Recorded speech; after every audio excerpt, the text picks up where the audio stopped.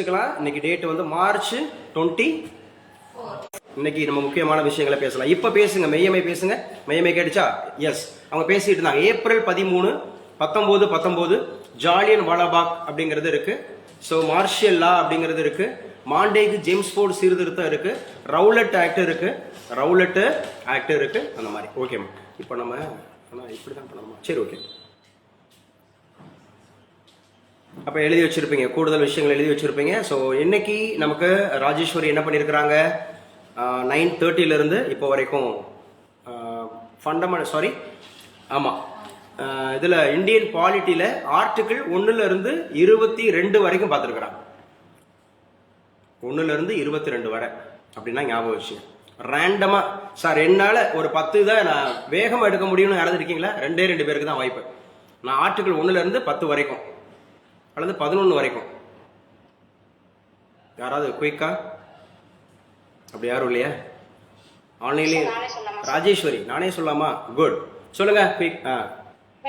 அடுத்த chance, second நீங்க. அடிமா first 11 articles வரிசையா 1 2 3 குயிக் வேகமா. Yes sir. பார்ட் 1 வந்துட்டு union and it's territory sir. அதுல ஆர்டிகல் 1 to 4 வரைக்கும் வரும். ஆர்டிகல் 1 நானும் பேசிக்கிறேன். நான் இது வந்து ஃபேஸ்புக் நானும் பேசிக்கிறேன் அப்படியே இடத்துல. ஆனா நீங்க மட்டும் பேசினா உங்களுக்கு கேட்காதுன்னு நினைக்கிறேன். ரொம்ப முக்கியமானது என்னன்னா பார்ட் 1 அப்படிங்கிறது என்ன சொல்றாங்கன்னா யூனியன் அண்ட் இட்ஸ் டெரிட்டோரிஸ் சொல்றாங்க. அதுல ஆர்டிகல் 1 to 4 சொல்லியிருக்காங்க. இப்ப சொல்லலாம் 1. Yes sir, article 1 to 4 sir. Article 1 அப்படின்னு சொல்லக்கூடியது நம்ம இந்தியா அப்படின்றது ஒரு ஆர்டிகல் 1ன்றது இந்தியாங்கிறது யுனியன்.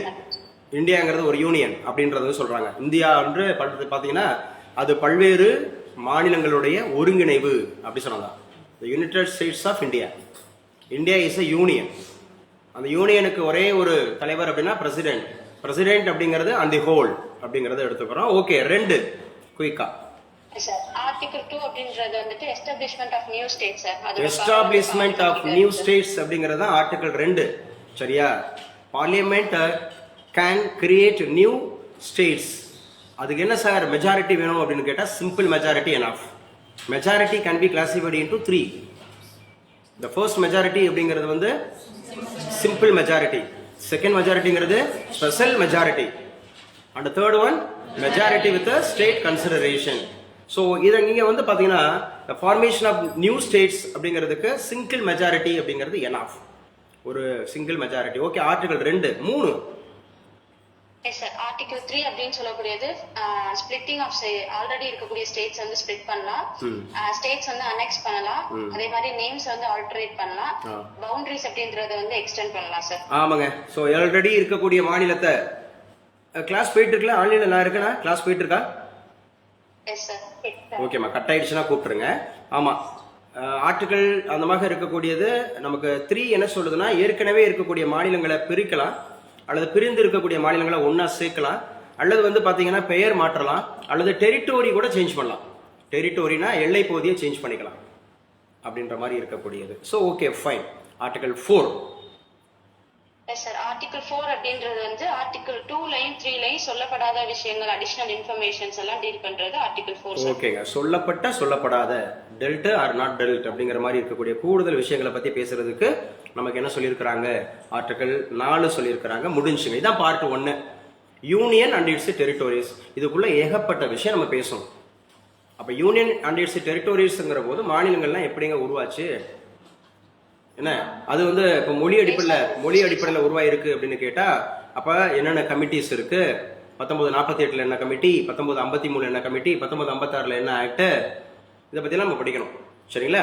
அப்புறம் ஒவ்வொரு மாநிலத்துக்கு எப்படிலாம் பேர் வச்சாங்க, உத்தரப்பிரதேஷ் அப்படிங்கிறது எப்போ மாறுச்சு, அப்படி ஒவ்வொரு மாநிலமும் மாறி இருக்கே, கல்கத்தாங்கிறது கொல்கத்தாவா இருக்கே எப்போ, மெட்ராஸ்ங்கிறது சென்னைன்னு உருவாயிருக்கே அது எப்போ, மதராஸ் அப்படிங்கிறது தான் வந்து பாத்தீங்கன்னா இப்ப தமிழ்நாடுன்னு மாறி இருக்கே அது எப்போ, புரியுதா, மைசூர்ன்றதான் கர்நாடகான்னு மாறி இருக்கே அது எப்போ, ஒடிசா அப்படிங்கிறது ஒரிசாவா இருந்துச்சு இல்லையா அது எப்போ அப்படிங்கிற மாதிரி இப்படி ஒவ்வொன்றா படிக்கணும். எஸ்கே தார் கமிட்டி 1948, அதே மாதிரி ஜேவிபி கமிட்டி 1948, பஸ்ரலி கமிஷன் 1953 அப்படின்ற மாதிரி. சரியா? ஸோ ஞாபகம் வச்சுங்க, ரொம்ப முக்கியமானது. பெர்மிஷனோட வரணும். ஏன் பெர்மிஷனோட லீவ் போடணும்? ரொம்ப நாளாக இன்ஃபார்ம் பண்ண போட்டீங்க, ஆளை காணும்னு பார்த்தேன். சரி, ஓகே, கிளாஸ் அட்டன் பண்ணிக்கலாம். இன்னைக்கு டேட்டு போடுங்க, மார்ச் 24 நம்ம கிளாஸ். மார்ச் 24 என்னென்ன முக்கியமான விஷயங்களும் இருக்கும். ஸோ ஃபார் யுவர் இன்ஃபர்மேஷன், என்ன சார் அப்படின்னு கேட்டா, இங்க ஒரு இது பாக்குறீங்களா, bank of Baroda. So banking aspirants அப்படிங்கிறவங்களுக்கு ஒரு மகிழ்வான செய்தி. பேங்க் ஆஃப் பரோடா அப்படிங்கிறது கால் ஃபார் ஆயிருக்கு. 518 பல்வேறு சிறப்பு அதிகாரி பதவிகள். சரியா? தகுதி வந்து இளங்கலை பட்டம், எனி டிகிரி, அந்த மாதிரி யூஜி டிகிரி, எனி டிகிரி இருந்தால் போதும். ஸோ 93,960 ரூபாய் அந்த பே ஸ்கேல். 64,000 93,000 வரைக்கும் அந்த பே ஸ்கேல் இருக்கும். ஸோ ஸ்பெஷலிஸ்ட் ஆஃபீஸர் போட்டிருக்காங்க, பேங்க் ஆஃப் பரோடா போட்டிருக்காங்க. ஸோ விருப்பம் உள்ளவங்க, அந்த பேங்க் எக்ஸாம்ஸ் விருப்பம் உள்ளவங்க நீங்கள் அப்ளை பண்ணிக்கங்க. சரியா? Bank of Baroda. தமிழ்நாடோட sex ratio at birth improved to 940. எழுதி வச்சுங்க நம்முடைய ஜெண்டர் ரேஷியோ அப்படிங்கிறது. Tamil Nadu sex ratio at birth improves to 940. 940 அப்படிங்கிற மாதிரி இருக்கு. 1000க்கு 940. அதான் நம்முடைய ஜெண்டர் கேப். அதாவது என்ன சார் அப்படின்னா பாலின விகிதம். இந்த பாலின விகிதம் அப்படிங்கிறதுல முதலிடத்தில் இருக்கக்கூடிய மாநிலம் எல்லாருக்குமே தெரியும், கேரளா. கேரளா தான் பாலின விகிதம். இந்த கொஸ்டின்ஸ் வந்து அடிக்கடி கேட்பாங்க. ஸோ பாலின விகிதம் அப்படிங்கிறதுல Tamil Nadu sex ratio at birth has risen. எவ்வளவுல இருந்து? 931 இருந்து 940 அப்படிங்கிறத வந்திருக்குங்க. So it was 931. எப்போ? 20, 21, 20, 22. 2020, 21ல 931 இருந்தது. 2024, 25ல 940 அப்படிங்கிறது ரைசன் ஆயிருக்கு. It is also very very important current event. Current event அப்படிங்கறத ஞாபகம் வச்சுங்க. செக்ஸ் ரேஷியோ, ஆண் பெண் விகிதம் அப்படிங்கறத ஞாபகம் வச்சுக்கணும். ஆண் பெண் விகிதம் அப்படிங்கிறது இப்போ படிங்க, மெய்யமை படிங்க, கிளியரா படிங்க. மார்ச் 24க்கான இன்னைக்கு உண்டான கொட்டேஷன். தெளிவான குறிக்கோளே வெற்றியின் முதல் படி. ஃபர்ஸ்ட் ஒன் நான் சொன்னேன், வாழ்க்கையில நீங்க ஜெயிக்கணும் அப்படின்னு சொன்னா ஃபர்ஸ்ட் கோல் செட்டிங் அப்படின்னு சொன்னோம்ல, சொன்னமா இல்லையா? The 10 keys are very very important to succeed in your competitive exams அப்படிங்கறது சொல்லியிருந்தேன். அதுல ஃபர்ஸ்டே நான் வந்து கோல் செட்டிங் அப்படின்னு தான் சொல்லியிருந்தேன். குறிக்கோள், அதான் கோல். அப்ப அந்த கோல் எப்படி இருக்கணுமா? அது கிளியரா இருக்கணும்ன்றாங்க, தெளிவு இருக்கணும். தெளிவு, தெளிவான குறிக்கோளே வெற்றியினுடைய முதல் படி அப்படின்னு சொல்றாங்க. தெளிவான குறிக்கோள். அந்த குறிக்கோள் சும்மா அப்படியே அப்படின்ற மாதிரி இருக்கக்கூடாது. இதுதான் கிளியர், அந்த மாதிரி இருக்கக்கூடிய கோல் செட்டிங். அப்ப அது முக்கியமானது. தெளிவான குறிக்கோளே வெற்றியினுடைய முதல் படி அப்படின்னு சொல்றாங்க. இரண்டாவது வாய்ப்பு யாருக்கு சார் அப்படின்னு கேட்டா, ஆரோக்கிய சுசீலா வாசிங்க பாப்போம். எதுவாயினும் கடக்க பழகு, எல்லாம் சிறிது காலம்தான். சூப்பர். இது உங்களுக்கே சொல்லப்பட்ட மாதிரி இருக்கு. நீங்க தான் பேசி அனுப்பியிருந்தீங்க நைட்டு. நான் காலையில தான் கேட்டேன். நைட்டு கேட்டேன் நான். பரவாயில்ல சார், நான் 2 வாரமா என்னால வந்து ஸ்டடீஸ்ல கான்சென்ட்ரேட் பண்ணவே முடியல. காரணம் அப்படின்னு சொல்லக்கூடியது அவங்க வீட்டில் இருக்கக்கூடிய அவங்க மாமனார் பாவம் சிக்கா இருக்கிறாங்க. இப்போ he is improved.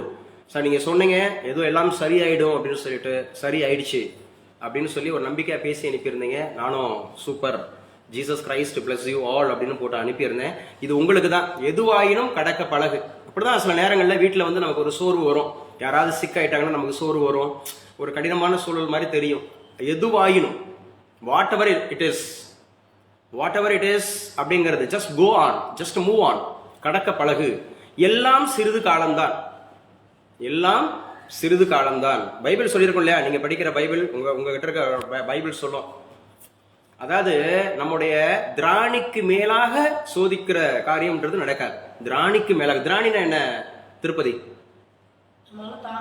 Exactly correct. திராணினா நம்மோட தாங்கும் திறன், என்டியூரன்ஸ் பவர். அந்த என்டியூரன்ஸ் அப்படிங்கிற பவர், அதுக்கு மேல உனக்கு ஒன்றும் சோதனை எல்லாம் வந்துடாது. அதனால சோதனையை கண்டு என்ன பண்ணிடாத, பயந்துராத. சோதனையை கண்டு பயந்துராது. என்னவாக இருந்தாலும் சரி, வாட் எவர் இட் இஸ், உங்க வாழ்க்கையில ஒரு நாள் அப்படிங்கிறது ரொம்ப மகிழ்ச்சியா இருக்கிற மாதிரி தெரியும், ஒரு நாள் வந்து ரொம்ப கடினமா இருக்கிற மாதிரி தெரியும். அந்த கடினமா இருக்கிற நாள்ல நம்ம ரொம்ப சோர்ந்து அப்படியே அந்த அடுத்து வரக்கூடிய நல்ல நாளை இழந்துடக்கூடாது. அடுத்து ஒரு மகிழ்ச்சியான நாள் இருக்கு, அடுத்த செகண்டோட நடக்கலாம். அதனாலதான் சொல்றான், எதுவாயினும் கடக்க பழகு, எல்லாம் சிறிது காலம்தான். எதுவாயினும் அதை கடந்து போயிடணும் அப்படிங்கிற மாதிரி. ஓகே, எல்லாருக்கும் இது எல்லாருக்கும் அப்படிங்கிறது. மூன்றாவது வாய்ப்பு. ஸோ மூன்றாவது வாய்ப்பு சஞ்சனா from ஓசூர். இதை வாசிக்கலாம். மார்ச் 24 உலக காசநோய் தினம் என்று சொல்லிட்டாங்க. உலக காசநோய், டிபி, டியூபர்குலோசிஸ். இன்னைக்கு தான் March 24 international day of TB, tuberculosis அப்படிங்கிற சொல்லியிருக்காங்க. இந்த காச நோயினுடைய பாதிப்புகள் பரவாமல் தடுக்கும் வழிமுறைகள் மற்றும் முன்னெச்சரிக்கை தடுப்பு நடவடிக்கைகள் குறித்து விழிப்புணர்வை ஏற்படுத்த, டு கிரியேட் அவேர்னஸ், அப்படிங்கிற மாதிரி. சரியா? எதற்காக?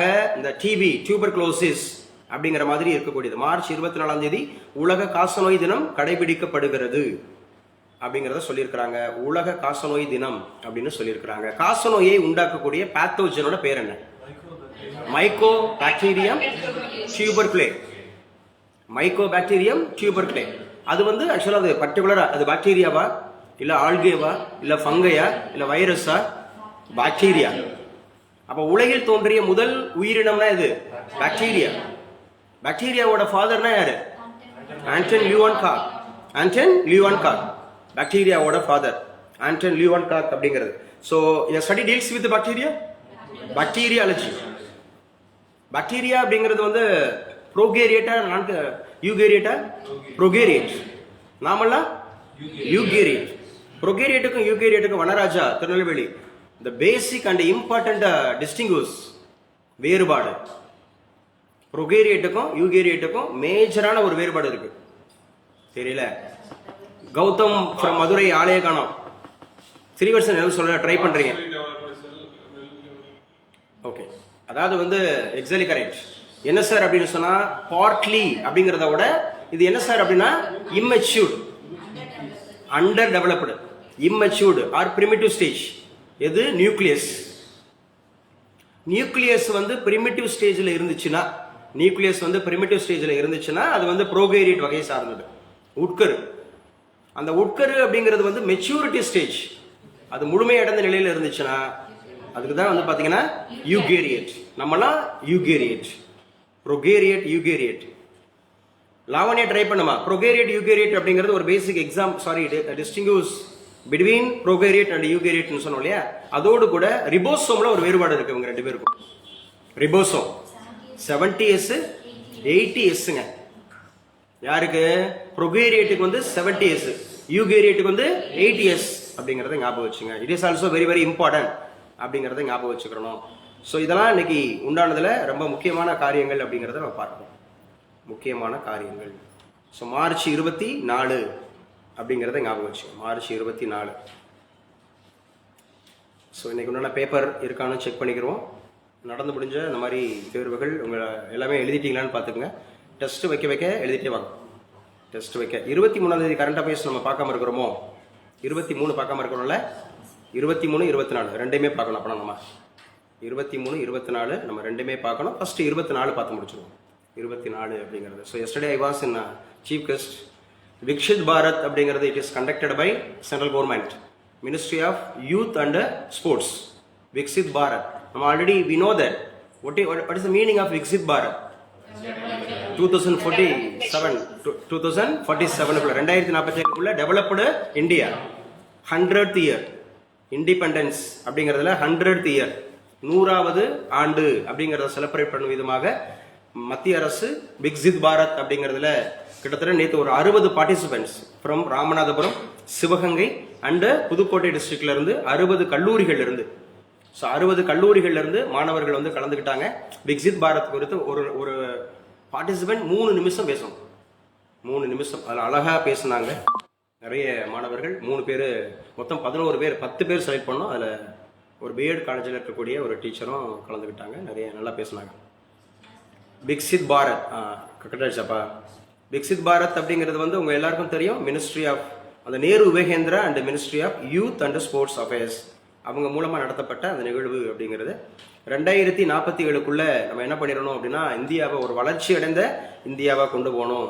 நேற்றுக்கு என்ன தலைப்பு கொடுக்கப்பட்டிருந்துச்சு அப்படின்னு கேட்டா, 1 நேஷன் 1 எலெக்ஷன், ஒரே நாடு ஒரே தேர்தல். இது குறித்து நம்ம நிறைய பேசியிருக்கிறோம். 1 நேஷன் நேற்றுக்கு டாபிக் வந்து அதுதான், 1 நேஷன் 1 எலெக்ஷன் அப்படிங்கிறது. அப்போ 1 நேஷன் 1 எலெக்ஷன் உடைய ஒருங்கிணைப்பு குழு தலைவராக இருந்தவர் யார்?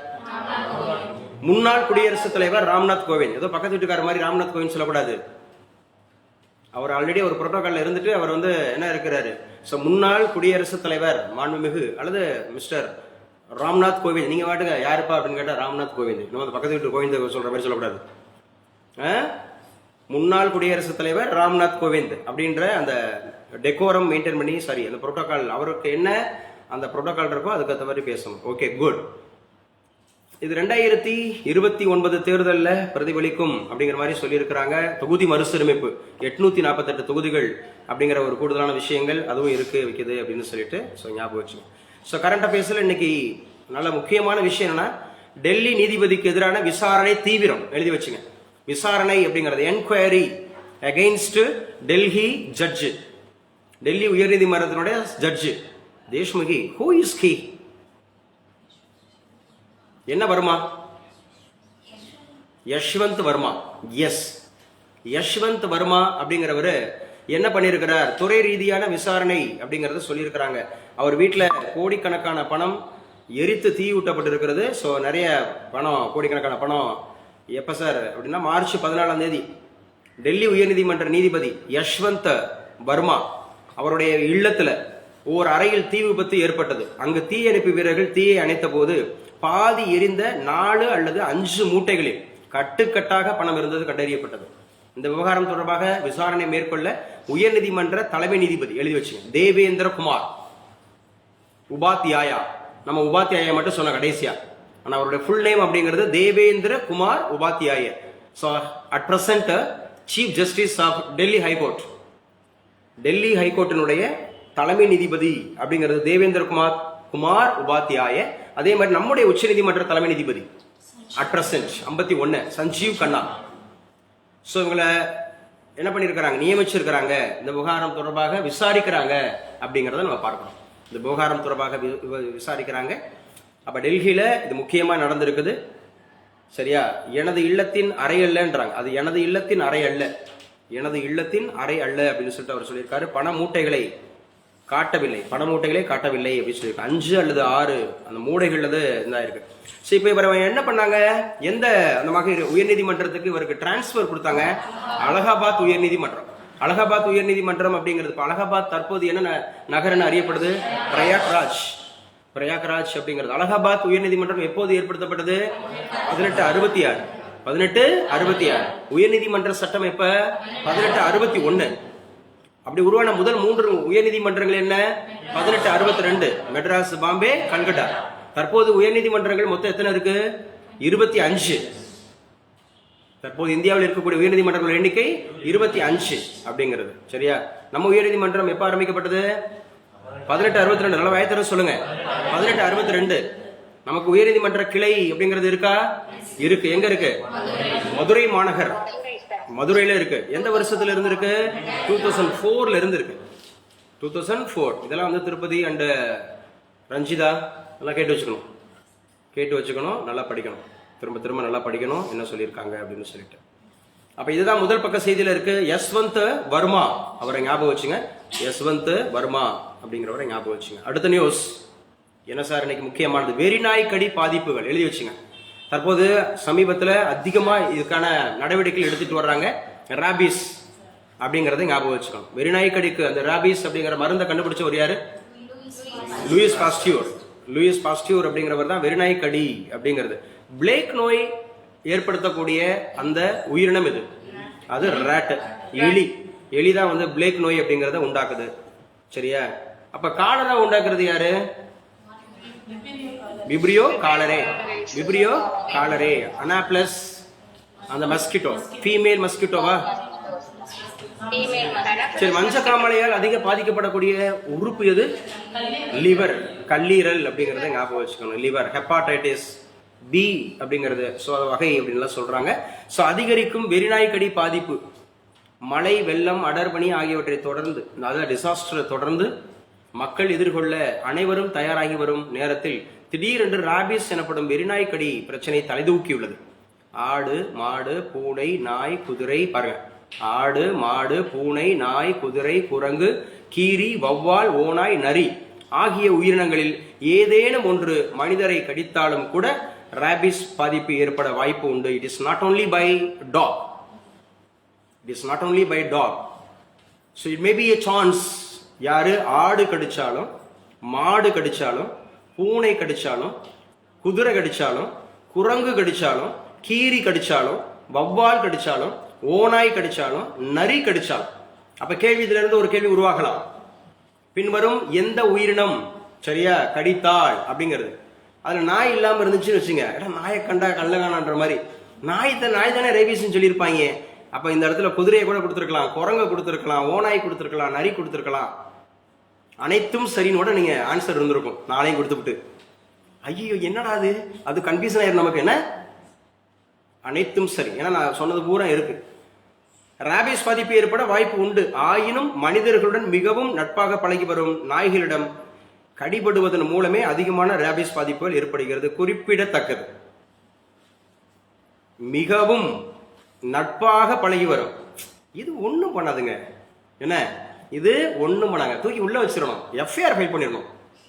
சரியா, கிரிமினல் கேஸ் பதிவு பண்ணணும். நாய் வளர்க்குறாங்கல்ல வித்தவுட் பெர்மிஷன்ல, அல்லது நாய் வளர்க்குறாங்கல்ல அந்த மாதிரி சொல்லி பார்த்துடணும். என்ன நிஜமா தான் நமக்கு தெரியுமா? அது நம்ம வந்து திடீர்னு வந்து பாத்தீங்க அப்படின்னு சொன்னா, இப்ப நம்ம நாயின்றது நமக்கு தெரியும்.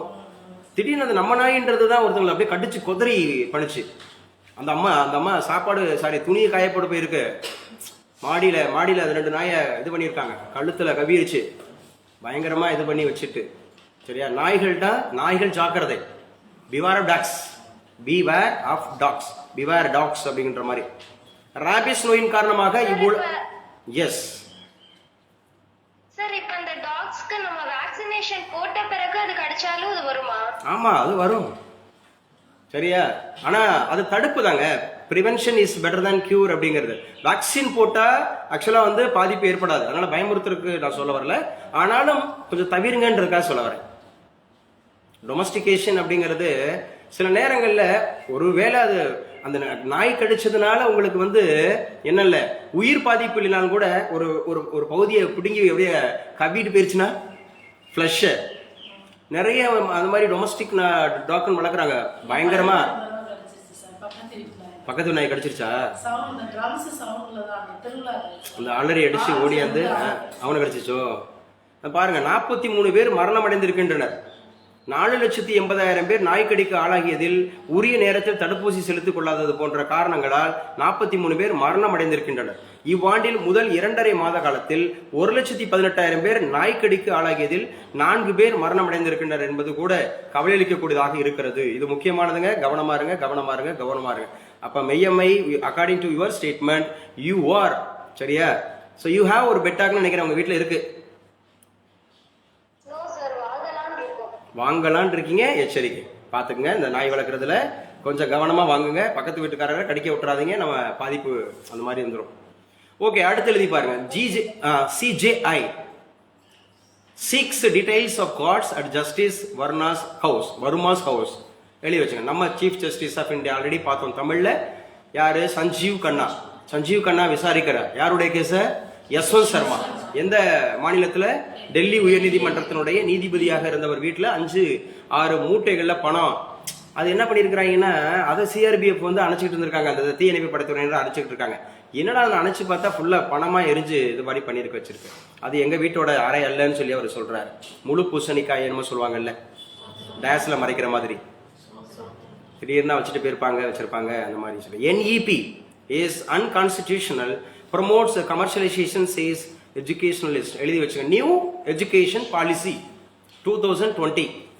19 or 20 அப்ப 2020. ஆமா, 2020 தான். NEP அப்படின்னு சொன்னாவே 2020. அப்ப ரொம்ப முக்கியமானது. Addressing a meeting organized in Trichy by the தந்தை Periyar Dravidar Kazhagam on NEP and the denial of federal rights அப்படிங்கிறது எழுதி வச்சுங்க. கூட்டாட்சி உரிமையை இது பாதிப்பை ஏற்படுத்துகிறது அப்படின்னு சொல்றாங்க. கூட்டாட்சி அப்படிங்கிறது நம்ம எங்க இருந்து எடுத்திருக்கிறோம்? ஹரிகிருஷ்ணன் ஃப்ரம் சிவகங்கா. நம்ம இந்தியன் கான்ஸ்டிடியூஷன் கனடாங்க. யாரு சொல்லுவா ஆஃப்லைன்ல? கனடாவினுடைய தற்போதைய புதிய பிரதமர் யார்? Mark Carney. யாருக்கு பதிலாக வந்திருக்கிறாரு? ஜஸ்டின் ட்ரூடே. அவர் பதிலாக வந்திருக்கிறாரு மார்க் கார்னி, கனடா நாட்டினுடைய new prime minister.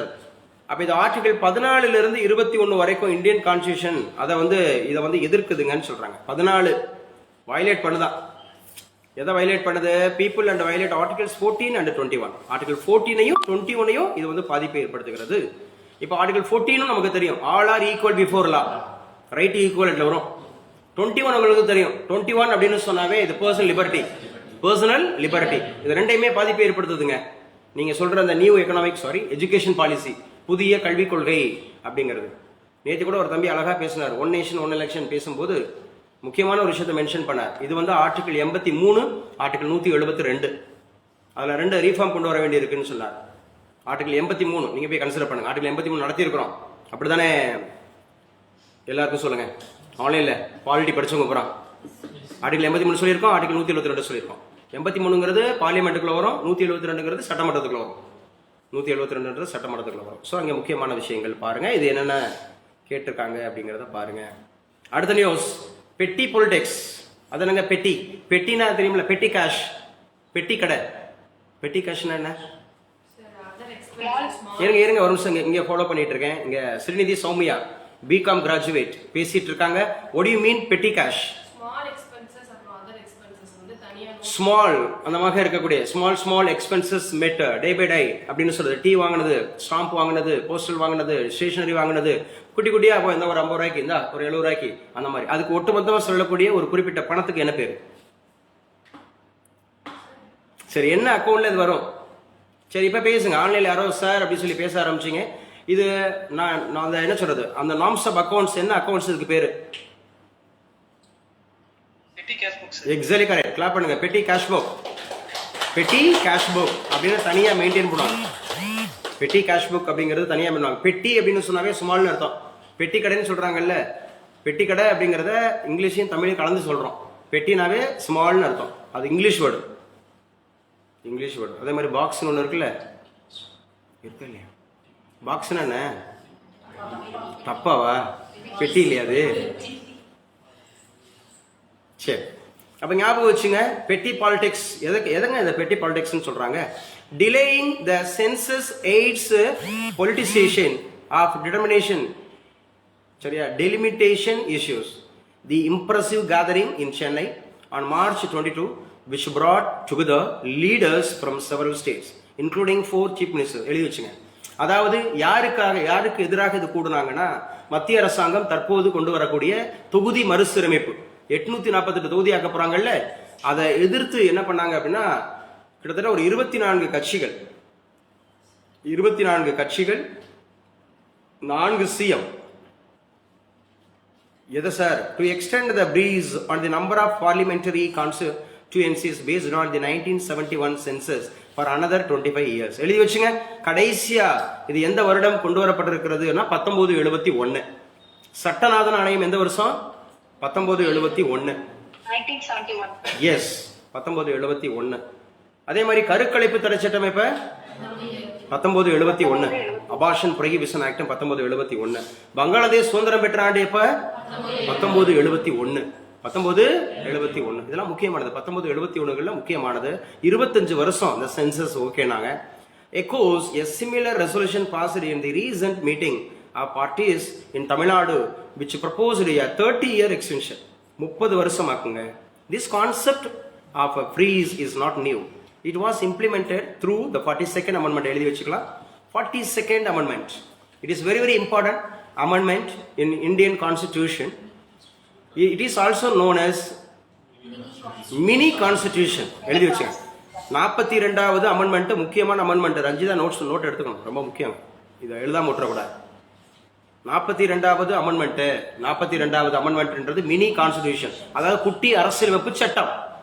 So why it is called குட்டி அப்படிங்கிற மாதிரி அழைக்கப்படுது. அதுல நிறைய சீர்திருத்தங்கள், நிறைய அமெண்ட்மெண்ட்ஸ் பண்ணப்பட்டுச்சு. சரியா, அமெண்ட்மெண்ட்ஸ் அப்படிங்கிறது பண்ணப்பட்டுச்சு, அதனால தான் அதை சொல்றாங்க. அதே மாதிரி 84th அமெண்ட்மெண்ட் எழுதி வச்சுங்க, இதுவும் முக்கியமானது.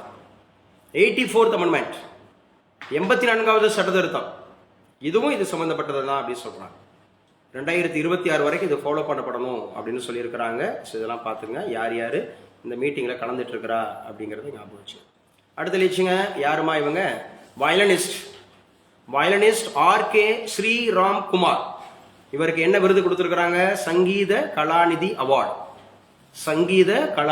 அவார்டு. ரீசன்ட்லி யாருக்கு கொடுத்துருக்குறாங்க? ஸ்ரீராம் குமார். இவர் வந்து த ஃபேமஸ் வயலினிஸ்ட். வயலின் அப்படிங்கிறது என்ன டைப் ஆஃப் இன்ஸ்ட்ருமெண்ட்? ஸ்ட்ரிங்குங்க, நரம்பு கருவி. ஸ்ட்ரிங். உங்களுக்கு தெரிஞ்ச நல்ல ஃபேமஸ் வயலினிஸ்ட் சொல்லுங்க. இன் தமிழ்நாடு சந்துருவா, சங்கர் மகாதவனா? இந்த குன்னக்குடி வைத்தியநாதன் சொல்லுவாங்கல்ல, கேள்விப்பட்டிருக்கீங்களா? அவர் என்னது அது என்ன இசைக்கருவி அப்படின்னா யாருன்னே தெரியாதா?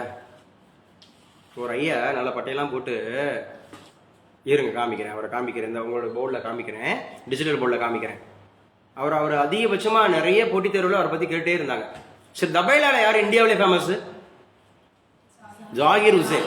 ஏன்னா அவர் டிவி விளம்பரத்தில் வரலைன்னா யாருக்கும் தெரிஞ்சிருக்காரு. அந்த என்னது தாஜ், அந்த முடியெல்லாம் அப்படியே நல்லா இது பண்ணிட்டு வச்சுக்கிட்டு, அப்ப எந்த அளவுக்கு பாருங்க, கேன்சர்ன்றது ஒரு வியாதியே இருக்கிறது இல்ல, கேன்சர்ன்ற ஒரு வியாதி இருக்கிறது எனக்கு எப்படி தெரிய வந்துச்சுன்னு சொல்லுவார் அவரு. இந்த படத்துல பார்த்துதான் இந்த ரத்தத்தை கக்குறது வைக்கிறது. அன்னைக்கு நான் வந்து என்ன பண்ணிட்டு வரேன், ஏழுமலையான்ட்ட வேண்டிட்டு வரேன்னு சொல்லிட்டு காசு வாங்கிட்டு போவார் இல்லையா? ஸோ நிறைய வந்து திரைப்படங்கள் மூலமாக தான் நமக்கு தெரிய வருது. மல்டிபிள் டிசார்டர் அப்படிங்கிற ஒரு டிசீஸை பற்றி பேசியிருப்பாங்க. எந்த திரைப்படத்தில்? அந்நியன். பார்த்தீங்களா? தெளிவு, தெளிவான குறிக்கோள், தெளிவான பதில். அந்நியன் அப்படிங்கிறது ஷூர். ஸோ அப்போ violinist Shriram Kumar chosen for Sangeetha Kalanidhi award for Music Academy கொடுத்துருக்காங்க. இவர் பேரை ஞாபகம் வச்சுங்க. இவர் வயலினிஸ்ட் அப்படிங்கிறது ஞாபகம் வச்சா. பிசிக்ஸில் கேட்டாங்கன்னா இவர் என்ன சார் அப்படின்னா ஸ்ட்ரிங் அப்படிங்கிறத சொல்லுவாங்க, சவுண்டு அப்படிங்கிறதுல. The complex struggle for Kurdistan. என்னங்க அந்த குர்திஸ்தான்? இதை பார்க்குறோம். The story of the Kurdish people is as complex as their existence. A traditionally nomadic society spread across modern day Turkey, Syria, Iran. எழுதி வச்சுக்க. இந்த குர்திஸ்தான் அப்படிங்கிற அந்த மக்கள் எந்தெந்த நாடுகளில் பரவலாக காணப்படுகிறார்கள்? துர்க்கி, டர்க்கி அப்படிங்கிறது ஒட்டோமான் அப்படிங்கிற அழைக்கப்பட்ட நாடு, எட்ரோகன் அப்படிங்கிற பிளேஸ் துர்க்கி. சிரியா, சிரியாங்கிற நாடு ரொம்ப முக்கியமான நாடு. Iran, Iran, Iraq. ஈராக்கோட பழைய பேர் என்ன? மெசபடோமியா. நல்லா பேசுங்க. மெசபடோமியா. மெசபடோமியா நாகரிகம் எந்த இரு ஆறுகளுக்கு இடையில? Euphrates and Tigris. Euphrates and Tigris. அப்ப Turkey, Syria, Iran, Iraq and அது Armenia. Armenia, Armenia, the Kurdish people have been moving around for more than a century in search for Kurdistan. Kurdistan நாடுகள்லாம் பாருங்க, move ஆகிருக்கிறாங்க, வச்சிருக்கிறாங்க அப்படின்னு சொல்லியிருக்காங்க. Kurdistan இந்த நாடுகளுடைய கான்ஸ். இவங்க யாருங்க? Muscle Musk. Muscle Musk. Why are Tesla owners being taxed in on online campaign against Elon Musk? எழுதி வச்சது முக்கியமானது டெஸ்லா. யாரோடது? எலன் மாஸ்கோடது. சமீபத்தில் அமெரிக்காவில் போராட்டம். காரணம், இந்தியாவில் அவங்க தொழில் நிறுவனங்களை ஆரம்பிக்க கூடாது, இது அமெரிக்காவிற்கு வியாபாரத்திற்கு தடை ஏற்படும் அப்படிங்கிற எதிர்ப்பு தெரிவிக்கும் விதமாக பண்ணாங்க. டெஸ்லா அதுக்கு எதிராக. அப்ப எலன் மாஸ்கோட ஸ்பேஸ் அந்த ஏர்கிராப்டோட நிறுவனத்தின் பேர் என்ன? Space X. அதான் மீட்டு கொண்டு வந்துச்சு. டிராகன் யாரை மீட்டு கொண்டு வந்துச்சு? பாத்தீங்களா? அதோட நிப்பாட்டக்கூடாது. Sunita Williams, Willmore, நிக்கே, Alexa, Alexander, இந்த மாதிரி 4 பேர் ஞாபகம் வச்சுக்கோங்க. 4 பேர் முக்கியமானதுங்க. இதுல யார் யார் இல்லைங்கிறதையும் தெரிஞ்சு வச்சுங்க. யார் யாரு இல்லை, யார் இருந்தாங்க, யார் இல்லை அப்படிங்கிறத தெரிஞ்சு வச்சுங்க. ஸோ இன்னைக்கு உண்டான கரண்ட் அஃபேர்ஸ்ல இதுவும் முக்கியமானதாக பார்க்கப்படுது அப்படிங்கிறத ஞாபகம் வச்சுங்க. அப்போ என்னென்ன கூடுதல் விஷயம் பேசியிருக்கோன்னு சொல்லி பாருங்க. ஸோ ஐபிஎல் நேற்றுக்கு பார்க்காதவங்கள கை தூக்குங்க. ஆஃப்லைன்ல நான் நேற்று ஐபிஎல் பார்க்கலன்னு சொல்றேன். ஓ என்ன நான் கேட்டேன்னு தெரியாம தான் இருந்தீங்க வரைக்கும். நல்லா உயர்த்துங்க, கை உயர்த்துங்க. சரி, கை இது பார்த்தவர்கள் முழுவதுமா இல்லை? அப்பப்பயா? சரி, அப்படி பார்த்தா நீங்க 2 மாசம் வீணா போயிடுங்க. 2 மாதம் வீணா போயிடும். அதனால என்ன பண்ணுங்கன்னா, ஸ்போர்ட்டிவை நீங்க லாஸ்டா ஒரு கொஞ்ச நேரம் பாருங்க. கடைசி ஒரு 1/2 மணி நேரம் பாருங்க. அவன் எப்படி வெற்றி தோல்வி அப்படிங்கிறது எப்படி போராடுறான் வைக்கிறான் பார்க்கணும்னு ஆசைப்படுறவங்க முழுசா உட்காந்துடாதீங்க. ஒரு கேம்ங்கிறது குறைஞ்சபட்சம் 4 மணி நேரம் அவங்களை ஆட்கொண்டுரும். சரியா? அது என்ன பண்ணும் அப்படின்னு சொன்னா, நமக்கு இது பிரைம் டைம். இந்த ஜூன்ல குரூப் 1, இந்த ஜூலைல உங்களுக்கு குரூப் 4, இந்த செப்டம்பர்ல உங்களுக்கு குரூப் 2, இன்னும் அனதர் ஒரு 3 மந்த்ஸுக்குள்ள ஆர்ஆர்பி எக்ஸாம், ரயில்வே எக்ஸாம். அடுத்தப்பல வந்து பாத்தீங்கன்னா டீச்சிங் ப்ரொஃபஷன் இருக்கக்கூடியவங்களுக்கு. எங்க எத்தனை பேர் பிஎட் படிச்சவங்க இருக்கீங்க? Please convey your How many of you have completed B.Ed? படிச்சிட்டு இருக்கீங்க 1. படிச்சிட்டு இருக்கீங்க 1. ஆல்ரெடி வச்சிருக்கீங்க 2. சொல்லுங்க. Online Martina 3. சுசிலா ஆரோக்கிய சுசிலா 4. தேன்மொழி 5. ஜெயந்தி சேட்டு ஐ ஆம் சார். ஓகே, நீங்களும் இருக்கீங்க இல்லையா? அவ்வளோதானா? பிஎட் படிச்சவங்க அவ்வளோதானா? ஓகே, கன்ஃபார்ம் பண்ணிக்கலாம். ஆனந்தி இருக்கீங்க பிஎட். இதில் நல்லா கவனிச்சிங்க. இப்போ வெரி ஃபாஸ்ட் அப்படிங்கிறது ஆசிரியர்களுக்கு தான் அதிகமான வேலை வாய்ப்பு இந்த வருடம் 2025-26 ஆசிரியர்களுக்கு தான் அதிகமான வேலை கன்ஃபார்ம் பண்ணிட்டாங்க. கன்ஃபார்ம் பண்ணியாச்சு. ஸோ என்னென்னா பிஜிடிஆர்பி வருது, அதே மாதிரி பிடி அசிஸ்டன்ட் வருது, கல்லூரியில் உதவி பேராசிரியர் வருது 4000 போஸ்ட் அப்படிங்கிறது ஆல்ரெடி அனௌன்ஸ்டு. ஜூன் மாதத்தில் நடத்தப்படும்ன்றது கன்ஃபார்ம்டு. ஸோ நீங்கள் இப்போ படிச்சுட்டு இருக்கிறவங்க, நீங்கள் என்ன சப்ஜெக்டோ ஒரு பக்கம் பிஎட்னு நம்ம படிச்சிட்டோம் இல்லையா, படிச்சுட்டு இருக்கோம் இல்லையா, படித்து முடிச்சவங்க எழுத முடியும் அரசு வேலைக்கு இப்போதைக்கு தயாராகிறவங்க. இல்லை 2 வருஷம் பிஎட் அப்படிங்கிற போது நீங்கள் இப்போ எடுத்துக்காட்டுக்கு ஆரோக்கிய சுசிலா நீங்கள் வந்து ஹிஸ்ட்ரி. அப்போ ஹிஸ்ட்ரிங்கிற போது நம்ம படித்த ஹிஸ்ட்ரி தாங்க அப்படியே வரப்போகுது. 110 கேள்வியுமே நம்ம படித்தோம்ல. சிந்துவெளி நாகரிகம், குப்தர்கள், மௌரிய பேரரசு படித்தோம்ல, வட இந்திய அரசு, தென்னிந்திய அரசு, மராத்தியர்கள், விஜயநகர பேரரசு, பாமினி கிங்டம், முகலாயர்கள், அதுக்கப்புறம் வந்து பார்த்தீங்க அப்படின்னு சொன்னால் ரீசெண்டில் ஐரோப்பியர்களுடைய வருகை. இதுதாங்க உங்கள் கொஸ்டின் வரப்போகுது. அப்போ ஒரே கல்லில் 3 மாங்காய் அடிக்கலாம் நீங்கள். ஒன்று செட்டு நெட்டு 1 மாங்காய், 2வது மாங்காய் பிஜிடிஆர்பி 2வது மாங்காய், 3வது கல்லூரியில் பேராசிரியர், அப்புறம் 4வது போட்டித் தேர்வுகள் நம்முடைய டிஎன்பிஎஸ்சிக்கு படிக்கக்கூடியது. நம்ம 10 பாடத்தை படிக்கிறோம், அதில் ஒரே ஒரு பாடம் ஹிஸ்ட்ரியை ஃபுல்லாக படிச்சிங்கன்னா. அதே போல் இந்த இடத்துல தமிழ் படித்தவங்களுக்கு வாய்ப்பு. சூப்பராக தமிழ் படிச்சிருக்கோம்ல, இந்த தமிழ் தான் அப்படியே வரப்போகுது. எது இந்த 10 பாட்டு, 8 தொகை, 50 ஐஞ்சிருங்காப்பியம், பக்தி இலக்கியங்கள், அப்புறம் நாவல்கள், சிறு இலக்கியங்கள், சிற்றிலக்கியங்கள், இந்த மாதிரி படித்தவங்க சூப்பராக அடிச்சுப்படலாம். PGTRB very first. பிஜிடிஆர்பிங்கிறது குரூப் 1 கேடர். காலேஜ் டிஆர்பிங்கிறது குரூப் 1க்குலாம் மேலே எடுத்தோடனே ஸ்டார்டிங் சேலரி 90,000. கல்லூரியில் உதவி பேராசிரியராக மாறுறவங்களுக்கு 90,000. ஒரு 40 வயசுல நீங்க உள்ள போறீங்கன்னா இன்னும் ஒரு 3 பே கமிஷனை பார்க்கலாம். ஒரு பே கமிஷன்றது 7 10 ஆண்டுகள். ஒரு பே கமிஷன் 7 10 ஆண்டு அப்படிங்கிற போது சேலரி எங்கேயோ போய் நிற்கும். சேலரி கல்லூரியில் பேராசிரியர் ஆகணுங்க, எடுத்தோடனே ஸ்டார்டிங் சேலரி 90,000 1 லேக்ன்ற போது அவங்க அடுத்த பே கமிஷன் வரும்போது 1.5 லட்சமாக மாறிடும். அடுத்த பே கமிஷன் வரும்போது 2 லட்சம் கையில் வாங்குவாங்க. 2 லட்சம் வாங்குறவங்க குறைஞ்சபட்சம் 2 கோடி வரைக்கும் மெட்டீரியல் அந்த பெனிஃபிட் இருக்கும். 2 கோடி வரைக்கும் இருக்கும். இது ரிட்டையர்மெண்ட் பெனிஃபிட்ஸ் ஏகப்பட்ட விஷயம் இருக்கு, பாசிட்டிவானது. இது ஆசைப்படுங்க ஒரு பக்கம். அதே மாதிரி நீங்க ஆசைப்படுறது, அதாவது low aim is a crime. எப்படியாவது ஒரு குரூப் 4 அடிச்சுட்டு போகணும்னு நினைக்கக்கூடாது. எம்இ படிச்சாலும் எம்எஸ்சி படிச்சாலும் தற்காலிகத்துக்கு வேணா ஒரு குரூப் 4 தற்காலிகத்துக்கு எது முதல்ல கிடைக்கும்ன்றதுக்காக. ஏன்னா இதுல குரூப் 2 குரூப் 1 ப்ரிலிம்ஸ் இருக்கு, மெயின்ஸ் இருக்கு, இன்டர்வியூ இருக்குன்றனால வேணா ஸோ கொஞ்சம் காலதாமதமாகுதுன்றதுக்காக குரூப் 4 பாஸ் பண்ணணும்னு நினைக்கணும். அதுதான் மெயின் ஸ்ட்ரீமா எடுத்துக்கூடாது. குரூப் 4 தான் மெயின் ஸ்ட்ரீமா எடுத்துக்கூடாது. குரூப் 2 அடிக்கணும். அப்பதான் நீங்க சேலரி வில் பி ஹை. ரொம்ப பெருமை பாராட்டினாங்க. இப்போ ஒரு இடத்துல எம்இஏ படிச்சு வச்சுக்கிட்டு டிராஃப்ட்ஸ்மேன் பாஸ் பண்ணி வச்சுக்கிட்டு சும்மா வந்து பார்த்தீங்கன்னா அந்த குரூப் 4 லெவலில் பாஸ் பண்ணி வச்சுக்கிட்டு நாங்கள் பூரா பாஸ் ஆகிட்டோம். என்ன பாஸ் பண்ணியிருக்கேன்? வெறும் 10th. அது ஐடிஐக்கு இருந்துச்சு, அது டிப்ளமாக்கு இருந்துச்சு, ஐடிஐக்கு இருந்துச்சு, நார்மலாக இருந்துச்சு. புரியுது நான் சொல்றது? Low EMIS crime. அதுக்கு எதுக்காக நம்ம இன்ஜினியரிங் படிக்கணும்? அதுக்கு எதுக்காக நம்ம பிஇ படிக்கணும், எம்இ படிக்கணும்? அதாவது நான் அந்த டிராஃப்ட்ஸ்மேன் ஆனதை குறை சொல்ல வரல, அதில் போய் நம்ம போய் தேங்கிடக்கூடாதுன்றக்கா சொல்கிறேன். அதில் போய் நம்ம பெருமை பாராட்டிடக்கூடாது. பாரு நான் சக்ஸஸ்ஃபுல்லாக செஞ்சுட்டு நினைக்கக்கூடாது. உன்னுடைய அட்லீஸ்ட் ஒரு டிகிரிக்கு ஏற்ற குவாலிஃபிகேஷனுக்கு ஏற்ற ஒரு ஜாப் அடிக்கிற வரைக்கும் நீங்கள் சோர்ந்து விடக்கூடாது, தேங்கி விடக்கூடாது.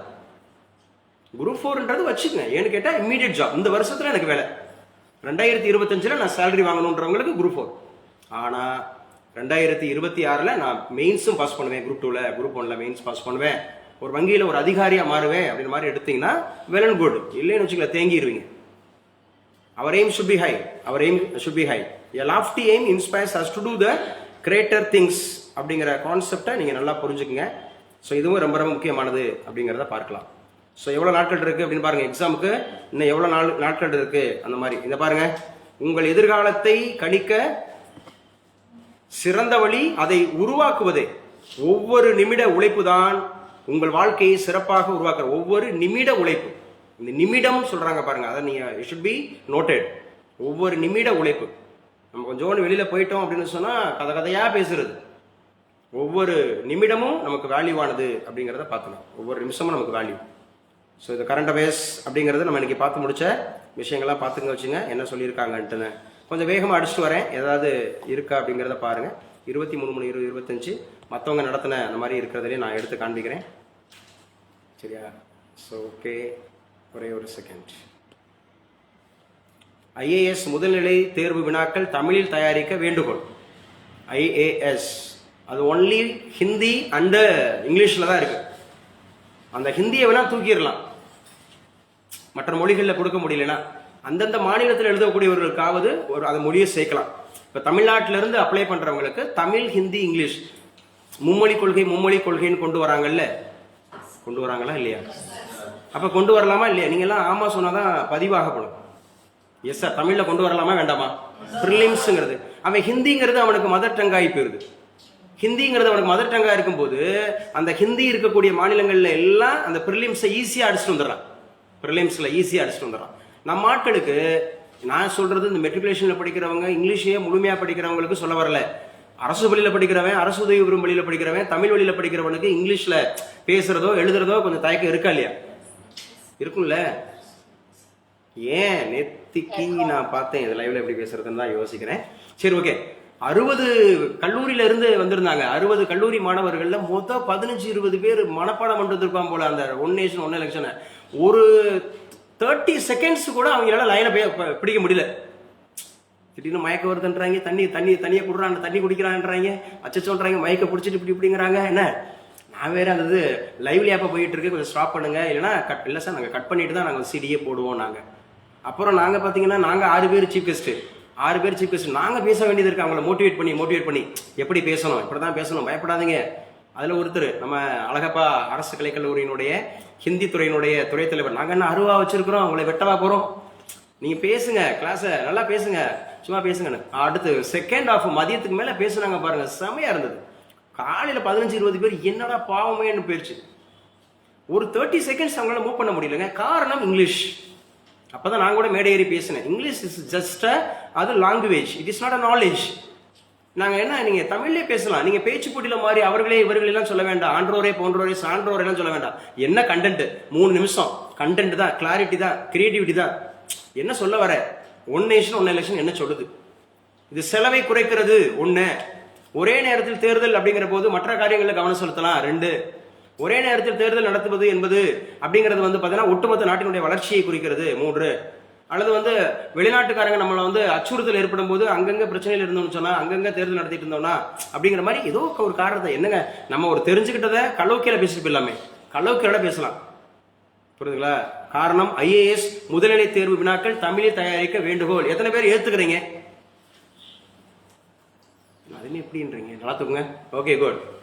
என்னப்பா ஒண்ணுமே இல்லை, நோ கமெண்ட்ஸ், வேண்டாமாப்பா, அதுக்கு சம்பந்தம் இல்லை, எனக்கு சம்பந்தம் இல்லாத நான் பேச மாட்டேன்னா? இல்ல, ஏன் சொல்லுங்க, ஜஸ்டிஃபை பண்ணுங்க. இங்கிலீஷ் அண்ட் ஹிந்தியே ஓகே. அதாவது நான் இன்ஜஸ்டிஸ்ங்கிறேன், அப்ப நீங்க சொல்லணும் இல்லங்க இது ஜஸ்டிஸ்ன்னு சொல்லணும். அதாவது ஹிந்தி பேசக்கூடிய மாநிலங்கள்ல அவனுடைய தாய்மொழியில அவன் அழகா எழுதி சூப்பரா மார்க் வாங்கிட்டு போறான். ஆனா என்னால ஆங்கிலத்தை சரியா புரிஞ்சுக்க முடியல. ஏன்னா நான் அப் டு +2 வரைக்கும் நான் தமிழ் மீடியங்க. நான் அப் டு +2 வரைக்கும் தமிழ் மீடியம். எனக்கு முத ஒரு சிமிலர்லிங்கிற வார்த்தையை ரொம்ப நேரம் பேசுறாரு, என்னன்னே தெரியல. ஏதோ சிமிலர்லிங்கிறாரு, எனக்கு என்னன்னே தெரியல. பிகாம் ஃபர்ஸ்ட் இயர் படிக்கும் போது. புரியுதுனா சொல்றது?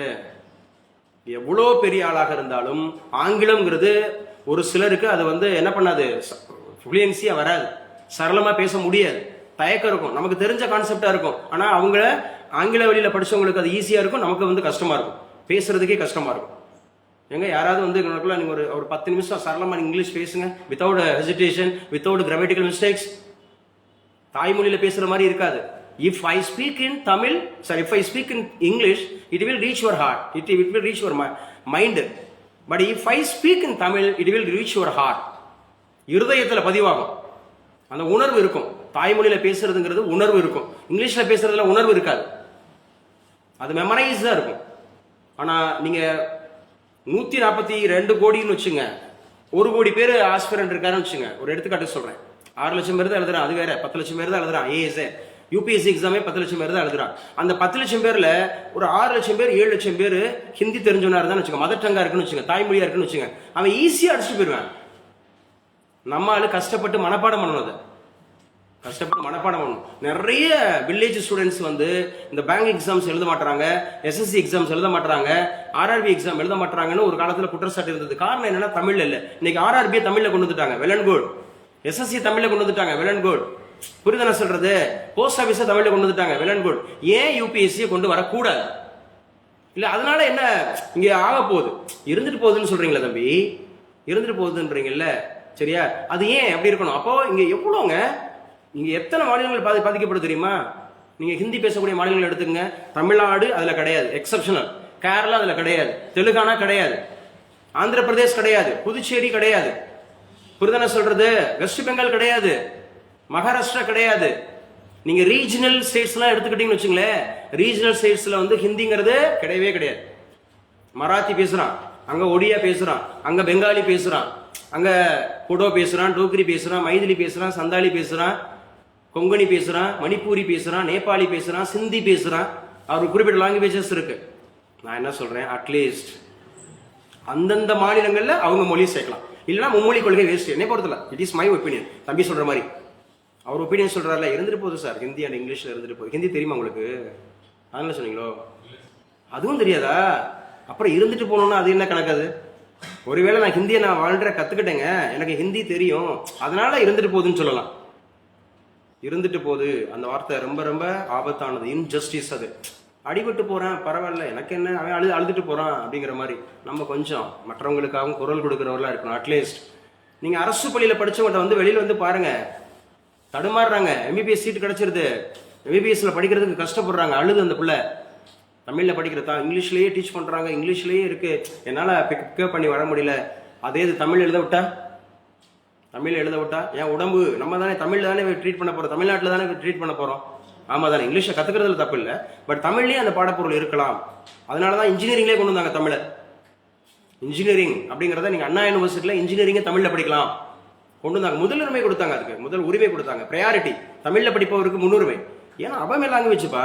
நீங்க வந்து ஒரு நோயில சூப்பரா அந்த மாதிரி படிக்கும்போது ஸோ ஐஏஎஸ் முதுநிலை தேர்வு வினாக்கள் தமிழ் தயாரிக்க வேண்டுகோள் கொடுத்துருக்காங்க. ஸோ பாராட்டுகள் யாருக்கு சார் அப்படின்னா, அந்த ஆயக்குடி அப்படிங்கக்கூடிய free coaching centre mister Ramamurthy சாருக்கு வாழ்த்துக்கள். ஏன்னா அவங்க வந்து கோரிக்கை கொடுக்குறாங்க, வைக்கிறாங்க, அந்த மாதிரி இருக்கிற விஷயங்கள்ல. ஸோ ஃபாலோ பண்ணிங்க சார். இப்போ எத்தனை லாங்குவேஜ் சார் மஸ்ட்? எத்தனை லாங்குவேஜ் மஸ்ட் அப்படின்னு சொன்னா, மொத்தம் 22 லாங்குவேஜஸ் அப்படிங்கிறது நேஷனலைஸ்டு லாங்குவேஜஸ்ல இருக்குங்க. எல்லாம் பேசக்கூடியவங்க, கணிசமா பேசக்கூடியவங்க, நிறைய பேசக்கூடியவங்க. 10 லட்சம் பேருக்கு மேல ஒரு மொழியை பேசிட்டாவே அது முக்கியமான மொழிங்க. 10 லட்சம் பேருக்கு மேல ஒரு மொழியை பேசுறாங்க அப்படின்னா முக்கியமான மொழி தான் அது. ஆனா இன்னைக்கு யூபிஎஸ்சி எக்ஸாம்ஸ்ங்கிறது 2 மொழிகள்ல மட்டும்தான் நீங்க எழுத முடியும். சரியா? இதுல பிரிலிம்ஸ்ல இல்ல, காம்படிஷன் குறைக்கிறதுக்காக இல்ல. அப்படி பார்த்தா தம்பி வந்து காம்படிஷன் குறைக்கிறதுக்காக சொல்றாரு. அப்படி குறைக்கிறதுல இல்ல, எல்லாருக்கும் அது ஈக்குவலா இருந்துட்டு குறைக்கணும்ல. அவங்கவுங்க லாங்குவேஜ்ல கொடுத்துட்டு வச்சுட்டு பண்றாங்கன்னா அவங்கவுங்க லாங்குவேஜ்லயே வர போறாங்க. அப்படின்னா நான் என்ன சொல்றேன், இங்கிலீஷ்ல மட்டும் வைங்க. காம்படிஷன் குறைக்கிறதா இருந்தா இங்கிலீஷ்ல மட்டும் வைங்க. எதுக்கு கொண்டாந்து ஹிந்தியை வந்து உள்ள வைக்கிறீங்க? காம்படிஷன் குறைங்க, நல்லதான். தம்பி சொன்ன மாதிரி சூப்பர். அப்படி ஒரு பார்வை இருக்குன்னு வச்சுங்களேன். அப்பனா எல்லாருக்கும் டஃப் கொடுங்க. எல்லாருக்கும் இங்கிலீஷ்ன்றது காமன் லாங்குவேஜ், யூனிவர்சல் லாங்குவேஜ். எல்லாரும் அதை படிச்சுட்டு வரணும், எல்லாரும் படிச்சுவாங்க. ஏன்னா நான் ஹிந்தியில ரொம்ப சூப்பரா வந்து அழகா படிச்சு போயிடுவேன், சொல்லிட்டு போயிடுவோம்.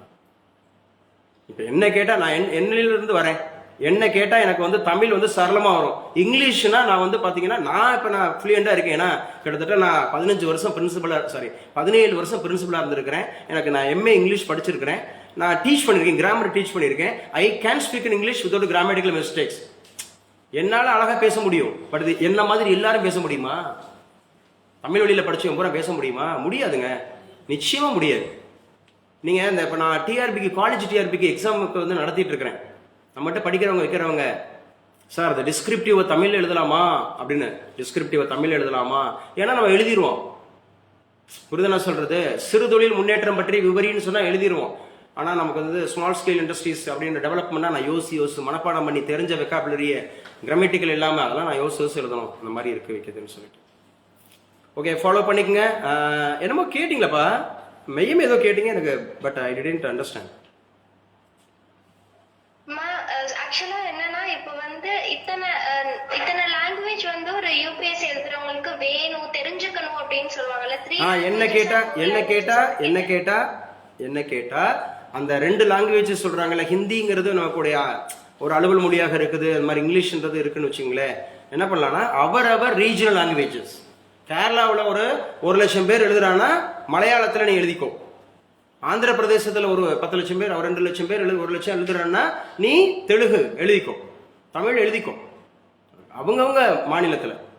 இல்லைன்னா ஒட்டுமொத்தமாக சொன்ன மாதிரி ஒன்லி இங்கிலீஷை விட்டுரு, இங்கிலீஷில் மட்டும் நீ அடிச்சுக்கோ, வா எழுதிட்டு வா. அப்போ தான் உண்மையான காம்படிஷன் தெரியும், உண்மையானது யாருக்கு எவ்வளோ ப்ரிஃபரன்ஸ் கொடுக்குறாங்க வைக்கிறாங்கன்னு. ஆனால் 22 மொழிகள் வந்து நமக்கு அங்கீகரிக்கப்பட்ட மொழிகள் இருக்குமா? 22 மொழிகள் அங்கீகரிக்கப்பட்ட மொழிகள் இருக்கு. ஸோ கிளாஸ் ஓவர் எழுதிக்கலாம். நம்ம ஏற்கனவே பார்த்துட்டு வரோம், முக்கியமானது அப்படிங்கிறத பார்க்கலாம். இன்னைக்கு கரண்ட் அஃபேர்ஸ் கிளாஸ் ஓவர்.